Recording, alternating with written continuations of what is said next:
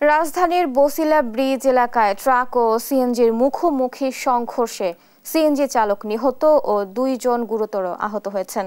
বৃহস্পতিবার রাতে মোহাম্মদপুরের বছিলা ব্রিজের উপর দ্রুতগামী ট্রাকের সঙ্গে সিএনজির মুখোমুখি সংঘর্ষ হলে ঘটনাস্থলে মারা যায় সিএনজি চালক সাদিকুল ইসলাম।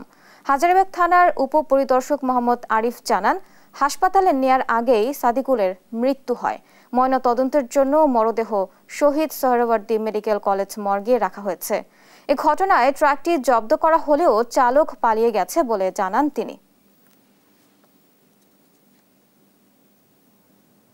পরে একটা সিএনজির সাথে আর একটা পিকআপের মুখোমুখি সংঘর্ষে সিএনজি যে চালক ছিল সাদেকুল ইসলাম, উনি ঘটনাস্থলে মৃত্যুবরণ করে। পরে ওনাকে মৃত অবস্থা হাসপাতালে আনলে ডাক্তার তারে ব্রড ডেথ সার্টিফিকেট লিখে দেয়। এখন সে লাশ মর্গে আছে, আইনগত ব্যবস্থা প্রক্রিয়াধীন।